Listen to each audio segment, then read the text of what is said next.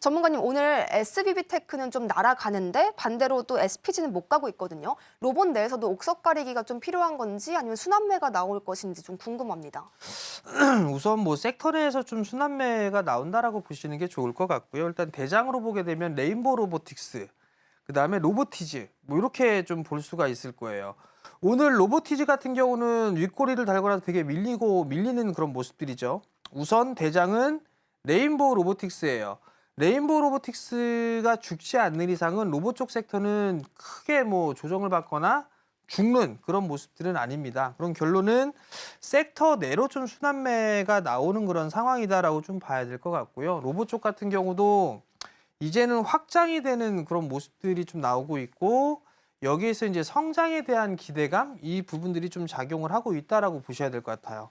그렇기 때문에 레인보우 로보틱스가 여전히 좀 강한 그런 모습들이 좀 나타나고 있고, 그 뒤로 후발주들 같은 경우는 LG 계열 쪽이 좀 많이 올라갔었잖아요. 뭐 로보티지라든가 로보스타, SBB테크 뭐 이 이외에 좀 종목군들이 많이 올라가고 있는 그런 모습들인데, 오늘은 그냥 단기적으로 좀 차익 매물이 좀 출회되고 있는 그런 상황이다라고 보시면 좋을 것 같아요.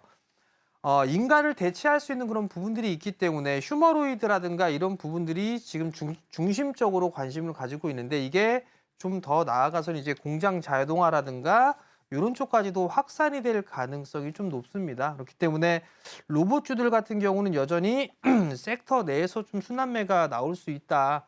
그렇게 좀 보시면 좋을 것 같고, 조정을 좀 받았을 때는 여전히 매수 관점으로 봐도 좋지 않겠나, 그렇게 좀 보여집니다. 그런 측면에서 보게 된다라면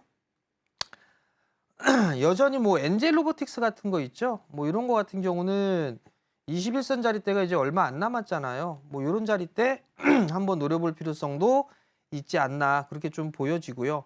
SPG는 제법 많이 올라갔어요. 제법 많이 올라갔으니까 못 올라가 있는 그런 종목군들이 있잖아요. 인탑스 같은 경우. 작년에도 좀 말씀을 드렸을 겁니다. 23년도에 이게 상한가 갔을 때가 삼성에 있어서 보핏 얘기 나오면서 움직였다고 말씀을 좀 드렸을 거예요. 그리고 나서 움직임이 없었죠.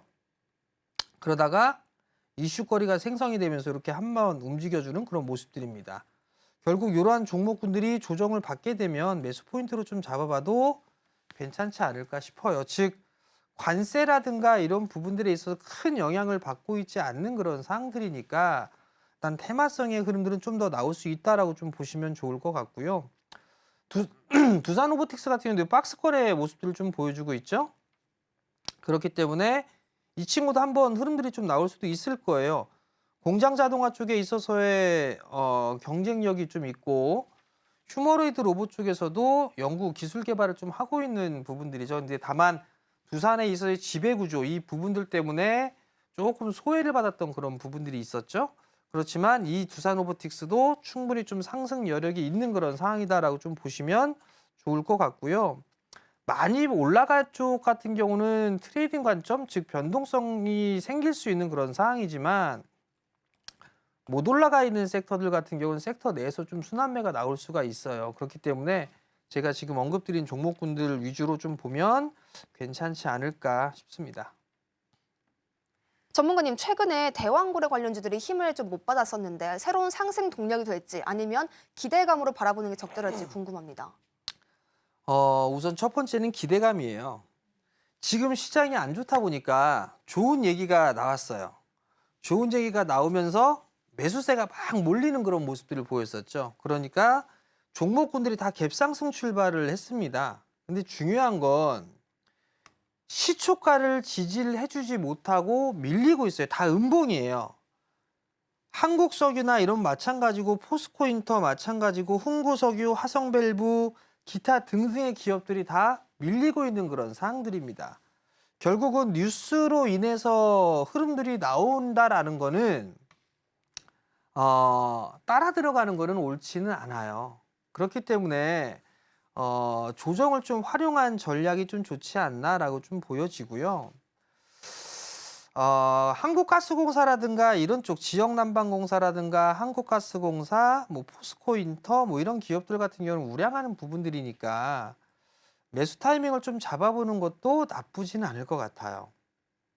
그러면 한국가스공사 같은 경우는 지금 많이 밀려 내려왔으니까 뭐 21선 자리대가 한 3만 한 6천 원 언저리대가 되냐, 3만 5천 원대 중반 정도가 되네요. 그 자리대 이하로는 매수 관점으로 분할로 좀 접근을 해봐도 되지 않을까, 그런 좀 생각이 들고요.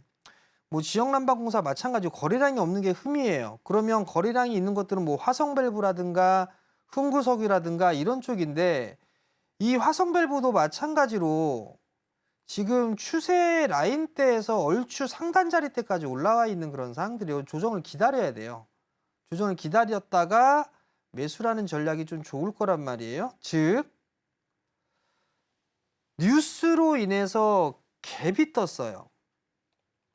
그럼 이거는 따라 들어가지 마세요. 그럼 이렇게 올라갈 수 있는 걸 준비하면 되잖아요. 그게 뭘까요? 그걸 고민하면 돼요. 그걸 고민하면 되는데 굳이 뭐 이렇게 갭 떠 있는 거를 따라 들어갈 이유는 없단 말이죠. 자, 대왕거래 결과 언제 나옵니까? 상반기에 나옵니다. 어떤 재료와 이슈 이런 부분들이 나올 때 상반기에 나와요. 그러면 그때 움직임이 그 전에 이미 선반영이 되겠죠? 그러면 조정을 올라갔을 때는 따라가지 마세요. 내려왔을 때 조금씩 매수를 하는 겁니다. 제가 말씀드렸던 세번 분할 매수를 하든가 아니면 매일 조금씩 매수를 한다든가 이런 식으로 하면 될 것 같고, 그러면 그 다음에 이슈나 일정들이 나오는 게 뭐가 있을까요? 우주항공 다 일정 잡혀 있잖아요. 그죠? 뭐 자세한 건 얘기 안 할 거예요. 그 다음 뭐가 있을까요? 원자력 다음 달에 뭐 있잖아요. 원자력 쪽도. 그럼 이쪽 이런 쪽을 모아 간다든가. 이슈 안 생길까요? 뭐 관세? 원자력이 택도 없는 소리고요. 그러면 그런 종목군들 밀리고 있으니까 그런 종목군들을 분할로 매수 포인트를 잡는 게 지금 시장에서는 오히려 더 좋지 않겠나라는 생각이 듭니다.